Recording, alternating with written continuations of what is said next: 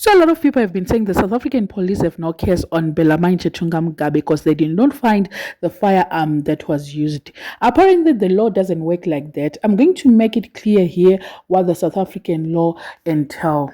In South Africa criminal law, a conviction for attempted murder does not depend on the recovery of the firearm or on the victim identifying the shooter. What the court looks at is whether the state can prove beyond reasonable doubt that the accused intentionally tried to kill someone. That proof can come from a range of evidence, not just the gun itself.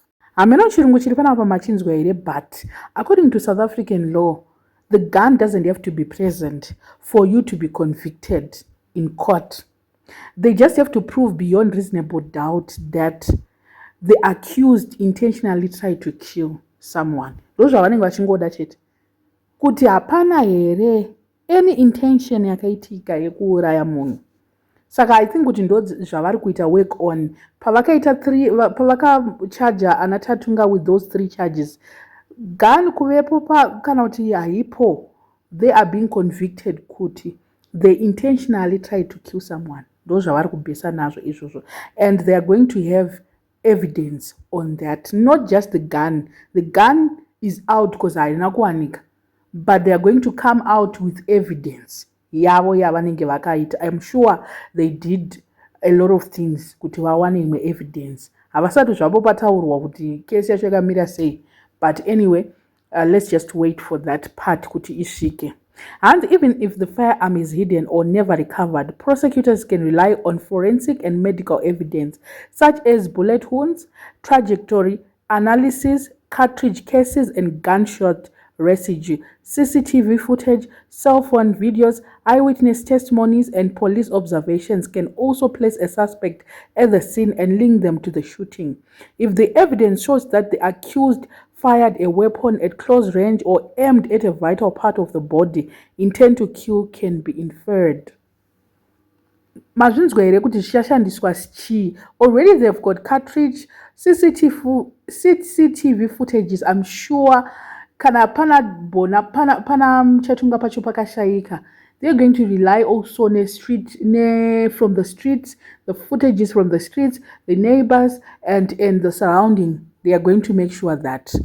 And then cell phone videos, they are going to work on that as well. I'm sure even macos vachatorerwa mafoni woendeswa kuforensic kupi network providers, once malast calls avo ndeapi, vakadhailani chii chakaitika, zvese izvozvo, because handisi ana Serge vaive vakasvika panzvimbo, security akasvika panzvimbo because he was called.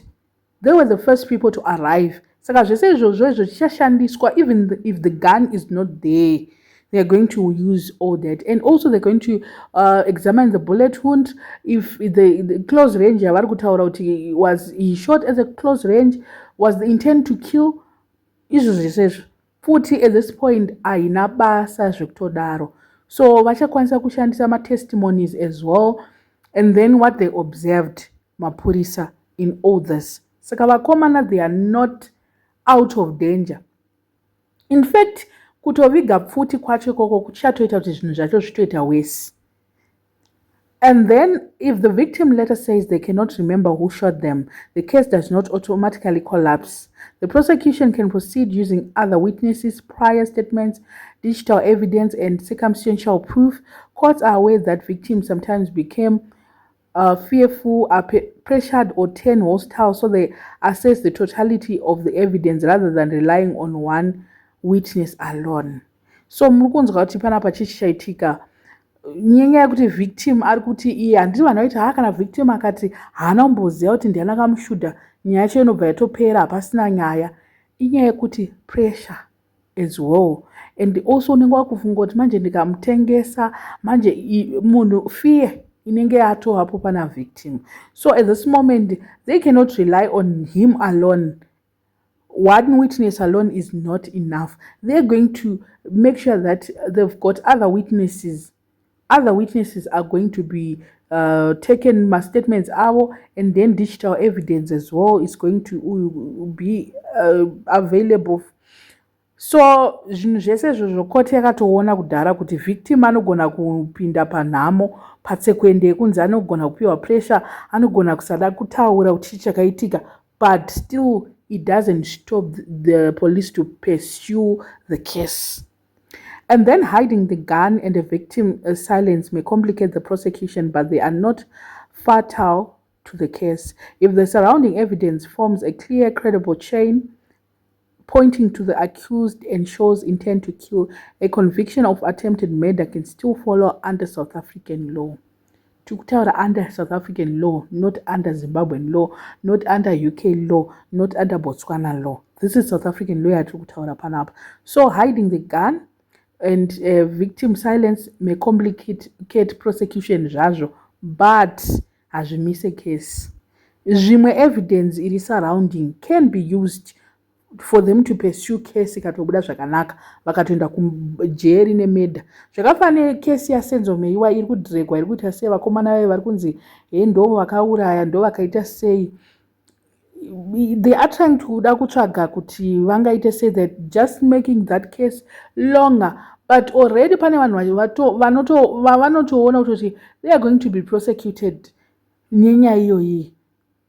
Circumstantial evidences vachashandisa like a lot of things that is going to come out. Muchazongoona mwana wakusungwa vamamusingatfungiri because of imwe evidence inezenge yakungobuda ipapo. It's not all the time that you might think kuti evidence waiconfiscata wagona kuita temper around with the crime scene, but police haizopuse zvekutodaro. Vanhu vakangwara, they are trained and they've got zvimwe zvinhu zvatisina kuno kuZimbabwe because of the crime that is in South Africa. They've got criminals of South Africa, I think they experience a lot of crime, so they know how to deal with such situations that isusu kuno kutinge tina ruzivo rwakanyanya. So the reason why a lot of people are saying there's no case is that most murderers in South Africa are taken to court and the next thing they are set free. But I think that's the reason why people are concluding that there's no case. The case might take long to conclude, but it's because it sounds not easy, but ichatongo conclude at some point. So why are they charging them money too? Because if they did ballistic test, if I find out who put the trigger, GSR does not just get washed in a day. I'm sure they did ballistic test on their hands, on their clothes, on whatever they were wearing. Because there's no reason for them to be charged money too. Yes, vanenge vachinzi common, it's common chi. They are charged under common something. I can't remember the term, the legal term. Common. Okay, let me just say whatever yoyo. But ndoya vari kuchargwa under vari two. Ndotokanga matemu yacho, but it was mentioned yesterday in court. But whatever that is, vari kutopinda mujeri. Zvekunzi akapula trigger ndiani, it doesn't matter at this point. Vese vari two, akapula trigger neasina, they will be charged on the same crime. Because vanenge vakunzi you had the same intent, because vanga vari two payard paipai. So there are already talks that happened over the weekend about iye Chatunga government yedu Mnangagwa akataura na Ramaphosa over the weekend. They had a meeting on this kuti vave lenient on the boy, but I don't know if they are going to succeed, because very soon they're going to elections. What do they benefit vakaita set free the boy?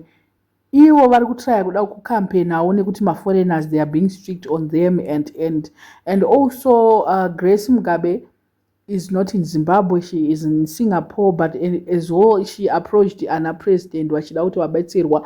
Ambassador, they dealt with the issue, they're actually talking, but it seems as if it's not kuti vachabatsira.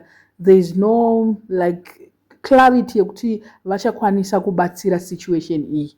Vari kuda kutongoona nyaya yacho ichienda ichiita ichidai, because they do not benefit anything from Mugabe family. Mugabe is now out of power, and also panyaya maganzi zviri kunzi Grace akaapproacha anonzani vice president Chiwenga kuti adile abatsire mwana wake, and so uyu mnangagwa anenge achibatsira zvake but not because anenge achifila kunge vari closer to chiwenga something like that.